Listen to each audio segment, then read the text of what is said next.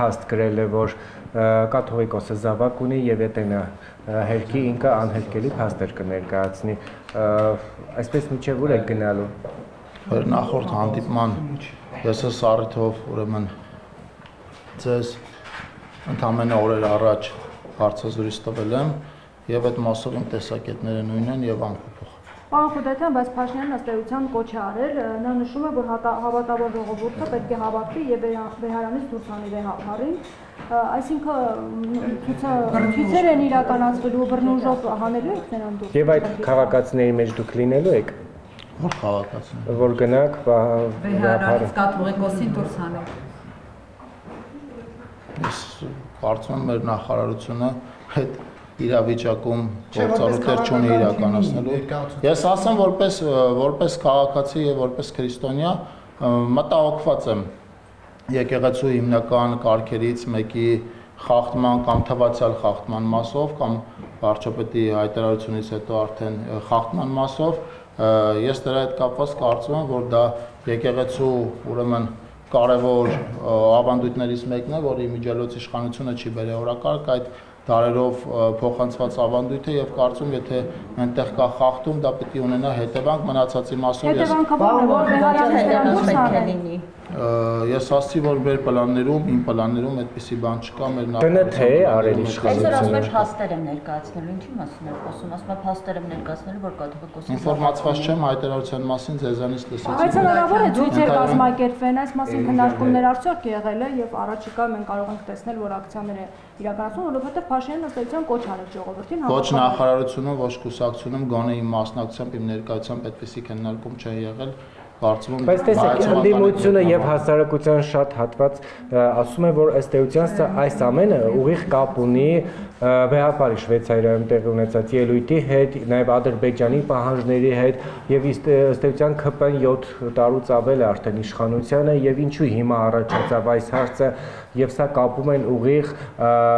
Վեհապարի գործունեության հետ։ Նախ ծանոթ չեմ Շվեյցարիայում, եթե չեմ սխալվում, մասիկ այդ ելույթի բովանդակությանը Պիտի ասեմ, որ ընդհանրապես Հայաստանում տեղի ունեցող ես տեղյակ եմ մեր նախարարության համակարգման ոլորտում հիմնական անելիքներին, ես դրանք այնպեսի շատ են, որ այո, հաճախ ժամանակ չի լինում հասկանալ Շվեյցարիայում ով ինչ Ադրբեջանի հիմա ասեմ Հայաստանի ներքաղաքական օրակարգում ցանկացած հարց, որը լինում է սկսած սահմանադրական փոփոխություններից, ընդդիմադիր որոշ շրջանակներ, ցավոք սրտի լրատվական ուրեմն տարբեր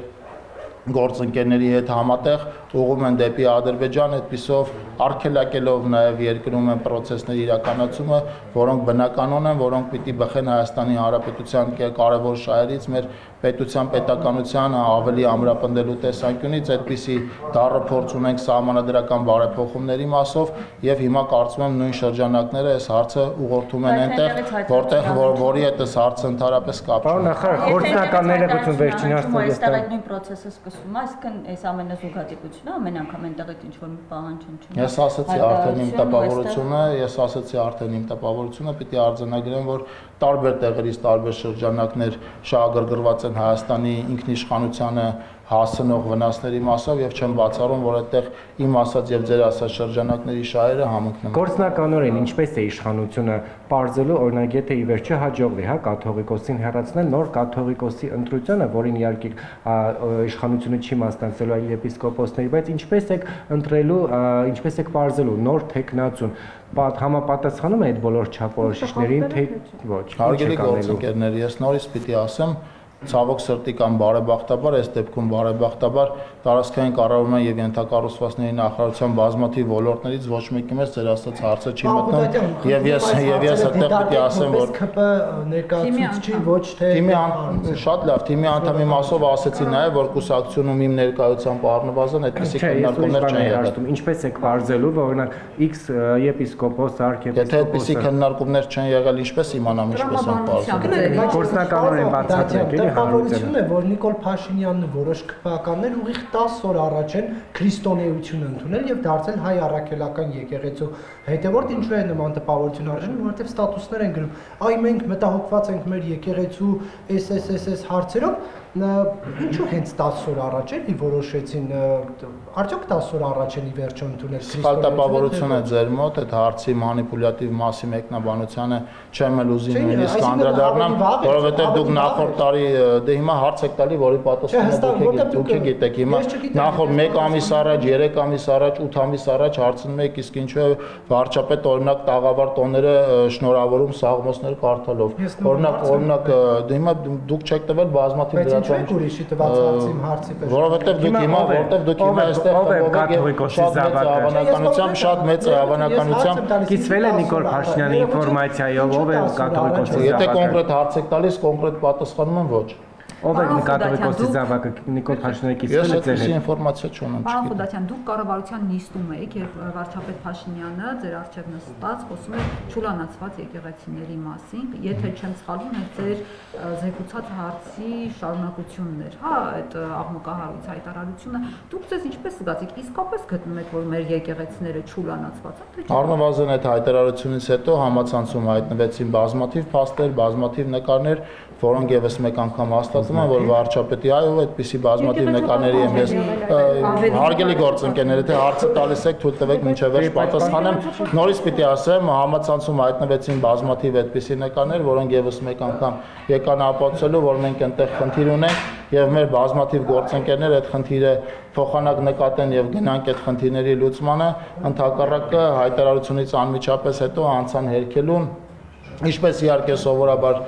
լինում է, մենք այդ ձեռագրին սովորենք, արդեն չենք էլ ուզում մեղադրել եւ այդ մասով բովանդակային քննարկման մեջ չենք էլ ուզում մտնել, ընդհանուր առմամբ պատկերը այդ է։ Դուք կարծում եք, որ վարչապետը իր վարչապետի լիազորություններից բխող բոլոր պարտականությունները պիտի դնի մի կողմ, զբաղվի եկեղեցու հարցով։ Իսկապես գտնում եք, որ սա այդ ամենակարևոր հարցն է, որ նա հիմա պիտի զբաղվի։ Շատ լավ, հանրապետության վարչապետը իր բազմաթիվ հրապարակումներում ասել է, որ սա այս հարցը հետաքրքիր է եւ նաեւ ես եմ ասել մի քանի անգամ եւ մեր այլ գործընկերներ, որ այս հարցը մեզ հուզում է եւ այս հարցը մեզ ուրեմն անդրադառնում է այնքանով, որ մենք հայ քրիստոնյաներ ենք, ովքեր հայ առաքելական եկեղեցու հետևորդներ են եւ որպես քրիստոնյա եւ որպես հայ առաքելական եկեղեցու հետևորդներ, այո մենք կարող ենք բարձրաձայնել այս հարցը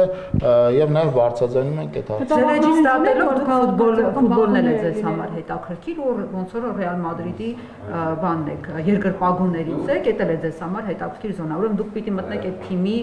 քաղաքականության մեջ։ Նախ ասեմ, որ ինձ ամենաշատը հետաքրքիր է Հայաստանի ազգային հավաքականը եւ այս Հայաստանի ազգային հավաքականի երկրպագու եմ, ուզում լրատվամիջոցների համար մի գաղտնիք էլ բացեմ, նաեւ Հայաստանի ֆուտբոլի ֆեդերացիայի շահառուների կոմիտեի անդամ եմ եւ այնտեղի գործառույթներով այո կարող եմ միջամտել նաեւ Հայաստանի ֆուտբոլի ֆեդերացիայի այս կամ այն աշխատանքին կամ Հայաստանի ազգային հավաքականի գնահատական, հիմա գնահատական կտակ չէ շահառուների կոմիտեն Չէ, ձեր մասով չեմ։ Շահառուների կոմիտեն իրականում այդպիսի գործառույթ չունի, բայց դրանք էլ գնահատականների հարց են, մեկի համար ինչ-որ բան լավ է, մյուսի համար ինչ-որ բան վատ է, այնուամենայնիվ հայկական ֆուտբոլը լավ է։ Հայկական ֆուտբոլում իմ համար դրական բազմաթիվ բաներ կան, բայց խնդիրներ կան նաև ազգային հավաքականի խաղի հետ կապված եւ կարծում եմ այստեղ պետք է աշխատանք տանենք բոլորով, որպեսզի որոշակի իրավիճակ կարողանանք դրական ապահովել։ Իմիջիայլոց այսօր երեկոյան ազգային հավաքականը խաղում է, բոլորիդ կոչ եմ անում երկրպագի հավաքականին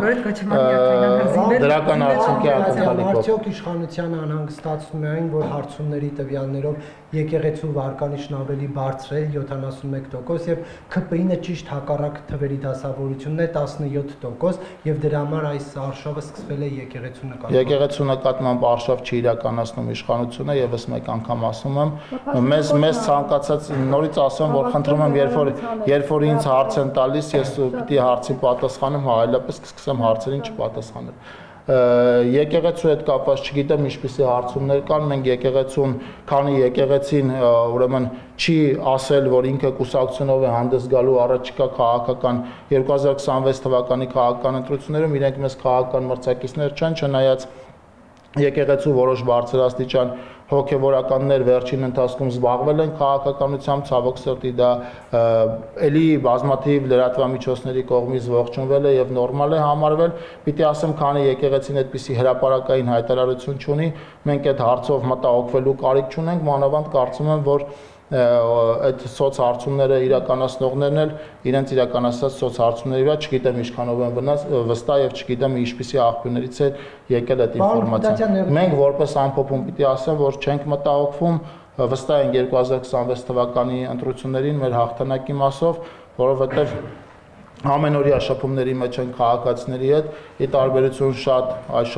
այլ քաղաքական ուժերի, մենք ամենօրյա ռեժիմով աշխատանք ենք իրականացնում, ենթակառուցվածքների զարգացման, անվտանգության ապահովման, կրթության ուրեմն որակի բարձրացման համայնքներում, մարզերում եւ վստահ ենք, որ այդ աշխատանքները բնակիչների կողմից գնահատվում են եւ դրա ականատեսն են լինում մեր ամենօրյա շփումներում։ Պարոն Խուդատյան, Նիկոլ Փաշինյանի գրառումից մեկ հատված եմ մեջբերում։ Հայաստանյաց առաքելական Սուրբ Եկեղեցու հավատավոր հետևորդներին կոչ եմ անում համախմբվել վեհարանը սիրով եւ քրիստոնեաբար ազատելու եւ որևէ իրապես սրբազան հոգեվորականի ամենայն հայոց կաթոլիկոս ընտրելու օրակարգի շուրջ։ Հիմա սա նշանակում է, որ պետք է ֆիզիկապես մարդիկ հավաքվեն սիրով եւ քրիստոնեաբար վեհարանի շուրջ եւ կաթողիկոսին այնտեղից հեռացնել, թե պարզապես պետք է դրա շուրջ քննարկումներ սկսվեն։ Դա նշանակում է այն, ինչը դուք ուղիղ կարդացիք։ Այսինքն դրանից ավել եւ դրանից պակաս, դրանից ավել եւ դրանից պակաս։ Հասկանում ֆիզիկապես պետք է գնալ սիրով եւ քրիստոնեաբար վեհարանի շուրջ համախմբվել, թե պետք է պարզապես մտքերով դա։ Երբ որ հանրապետության վարչապետը իր գրառումին ավելացնելու ինչ-որ բան ունենա, վստահաբար ինքը կանի։ Վստահաբար կանի։ Նոր տեխնացու է իմպիչմենթի առաջադրել Դավիթ Համբարձումյան։ Քրեստոնյա արդյոք այս հարցը հասցրել են քննարկեն իր դիրքորոշում ունեք։ Այդպիսի հարց չեն քննարկել վերջին հանդիպումների ընթացքում։ Պետք է ասեմ, դա իրենց իրավունքն է, կարող են անել են ինչ ուզում են, այդպիսի բազմաթիվ տեխնացուներ են իրենք առաջադրել ընդդիմության տարբեր ժամանակների կարկառուն ներկայացուցիչների, դրանց իրենց ձախողումից հետո նաև պայմանական ասած կարկառուն հոգևորականների, որոնք զբաղվում են քաղաքականությամբ, հիմա նշանակում, այսինքն առաջադրում են համայնքային պաշտոնյաների, մենք որպես կառավարող մեծամասնություն մտահոգություն չունենք հանրապետականի այս կամ այն առաջադրումների մասով, մենք վստահ ենք, որ իմպիչմենտի գործընթացը ձախողվելու է, հանգիստ պատրաստվում ենք 2026 թվականի խորհրդարանական ընտրություններին, այն վստահությամբ, որ խորհրդարանական ընտրություններին ունենալու ենք ճնշող առավելություն, այն է 50+1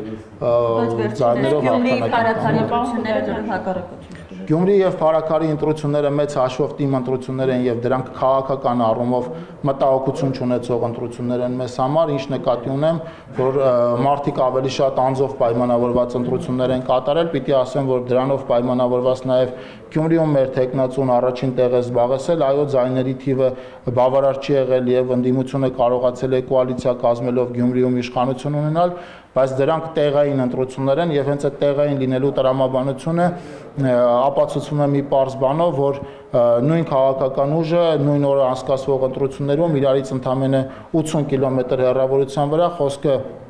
Գյումրի եւ Փարաքարի մասին է, օրինակ ապրելու երկիր կուսակցությունը միտեղ հավաքում է 57% ձայն, մյուստեղ հավաքում է 3 եւ նույնիսկ Շեմը չի կարողանում հաղթարել, սա գալիս է ապացուցելու, որ սրանք անձով պայմանավորված ընտրություններ են եւ մենք այստեղ մտահոգություններ չունենք։ Առավել եւս ես վստահ եմ, որ դուք էլ չեք կարծում, որ 2026 թվականի ընտրություններին Գյումրիի օրինակով օրինակ հանրապետությունում կոմունիստական կուսակցությունը կարող է 20 եւ ավել տոկոս ձայն ստանալ, այնպես որ այստեղ եւս մտահոգվելու ոչինչ չունենք։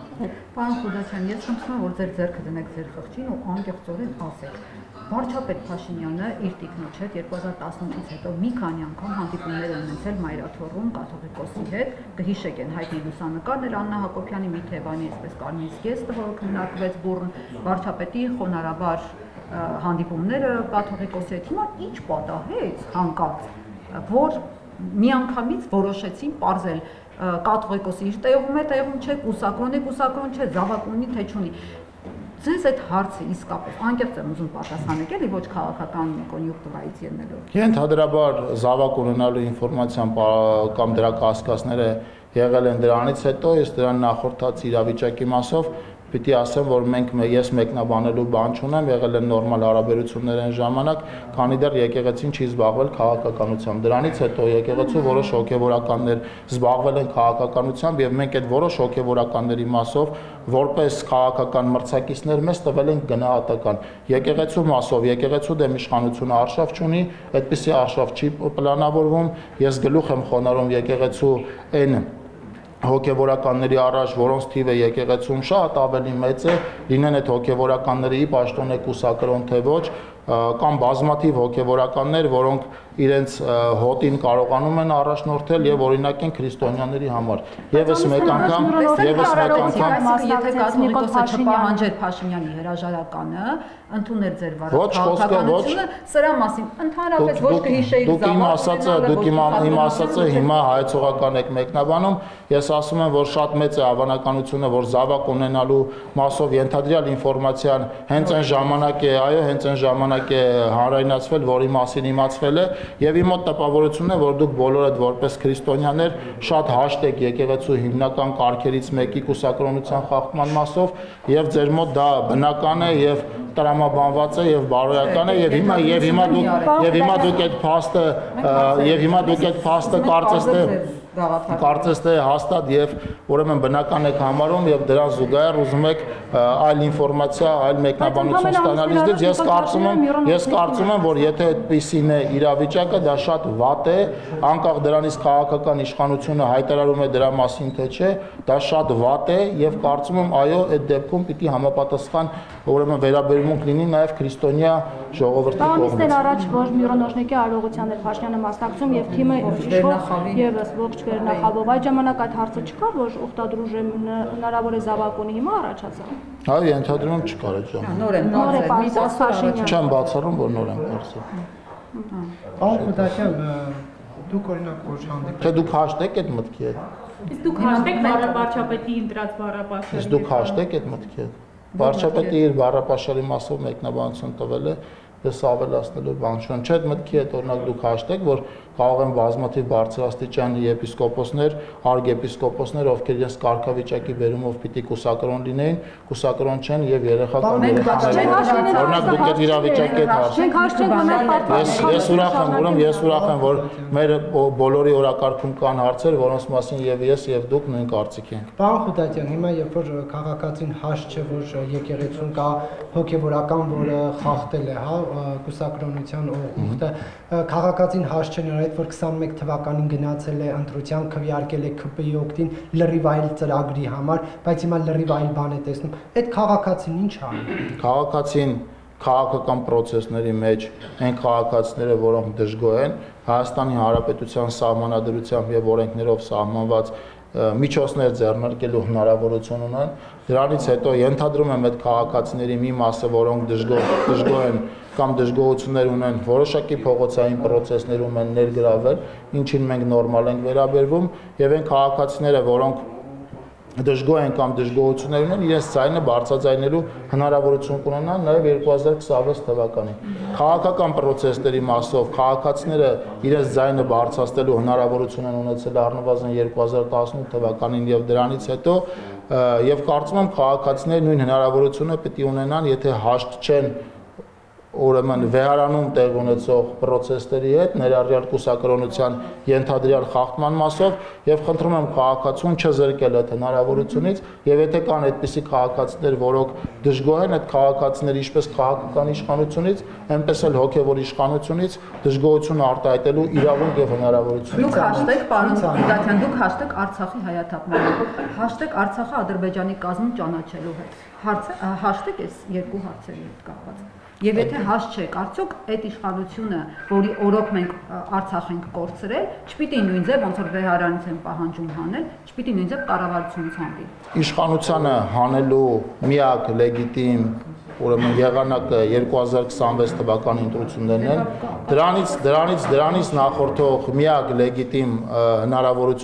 հնարավորություն են եղել նաև 2021 թվականի ընտրությունները եւ 2021 թվականի ընտրություններին Հայաստանի քաղաքացիների ճնշող մեծամասնությունը իշխանության հնարավորություն է տվել շարունակելու պետական կառավարումը մինչեւ 2026 թվական։ 2026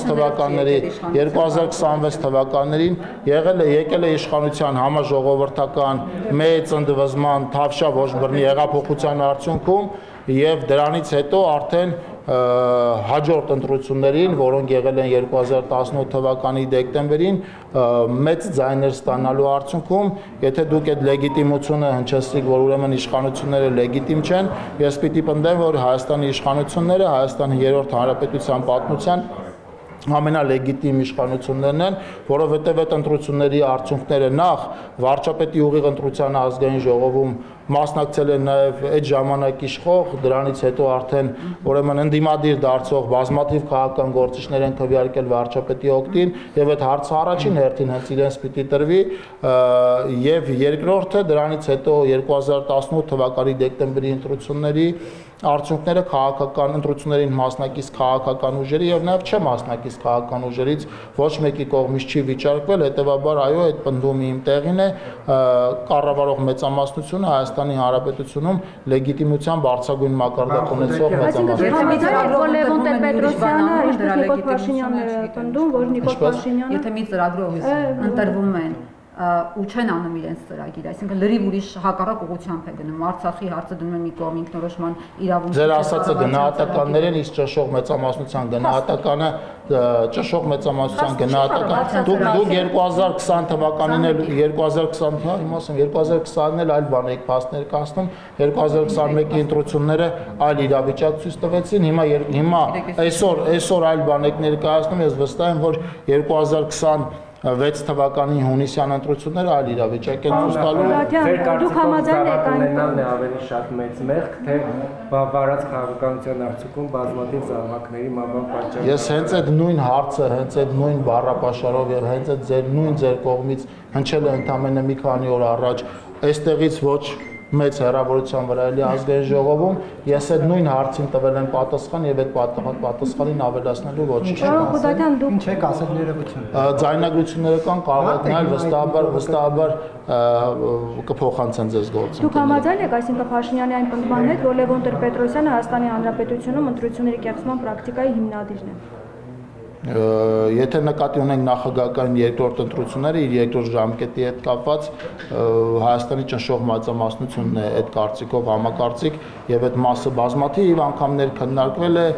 նաեւ ընդդիմության ուրեմն հետ պատերազմային ժամանակների լիդերը եւ վարչապետի կարկառուն տեխնացուն է ընդդիմության պնդել դրա մասին այնպես որ այս հարցը խորհուրդ եմ տալիս նաեւ տալ ընդդիմության այն ժամանակվա 2018-ի հետ պատերազմային 2020-ի հետ պատերազմական ժամանակների ընդդիմության կարկառուն լիդեր Վազգեն Մանուկյանը։ Ու դրա մասին են հիմա հիշեցնից հետո երբ որ Բեհափարի հետ է հանդիպում, միայն դրանից հետո նոր բազմաթիվ այդպիսի խոսակցություններ են եղել, ոչ դուք սխալվում եք, բազմաթիվ այդպիսի խոսակցություններ են եղել, բազմաթիվ այդպիսի մեկնաբանություններ են եղել, եւ եթե այդ մեկնաբանություններին ժամանակ տրամադրեք, վստահ եմ համացանցը դրան գտնելու։ Եթե ընտրակեղծարար էր ինչ-որ հրապարակում Լևոն 2008-յան պրոցեսների մասով լրիվ այլ իրավիճակ ենք ունեցել, որովհետև փաստացի մի կողմում եղել է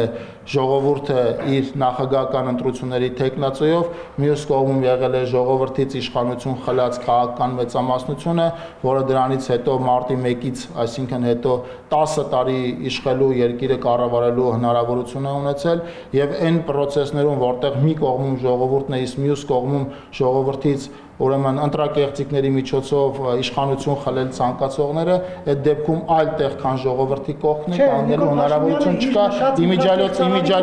Իմիջիալոց այդ նույն տրամաբանության մեջ վարչապետը նաև 2013 թվականի ուրեմն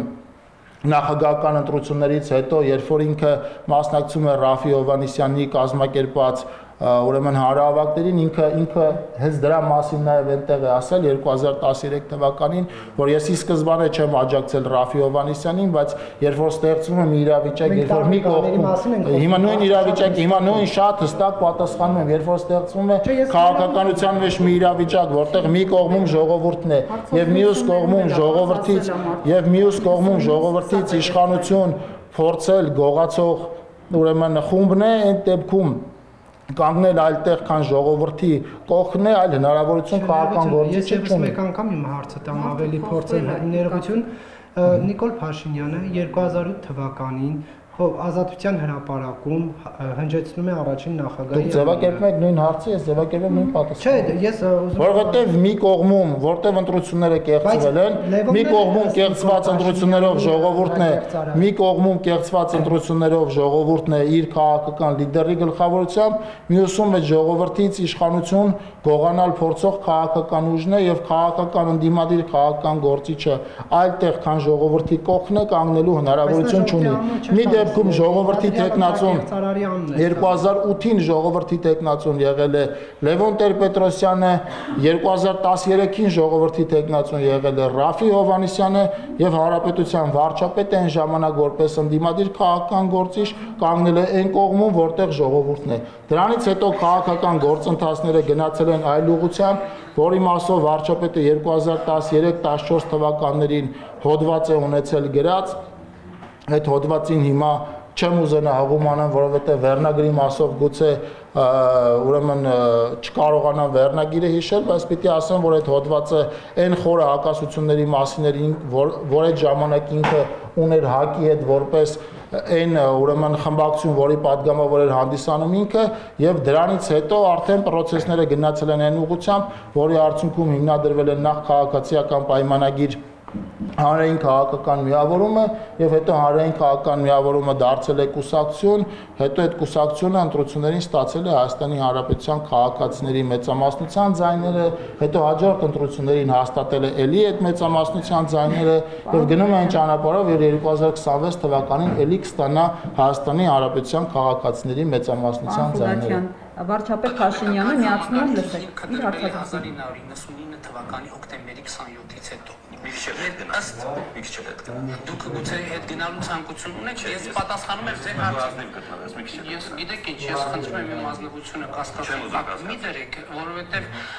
ես միշտ ասնիկ եմ եւ ես պատասխանում եմ ձեր հարցին։ Դուք ինձ հարցնում եք ինչ է կարծում, երբ է դրվել հիմքը։ Ես ասում եմ, որ հիմքը դրվել է 1999 թվականի հոկտեմբերին։ Ենթադրում իմ ասած հոդվածը տպագրվել է սարից հետո։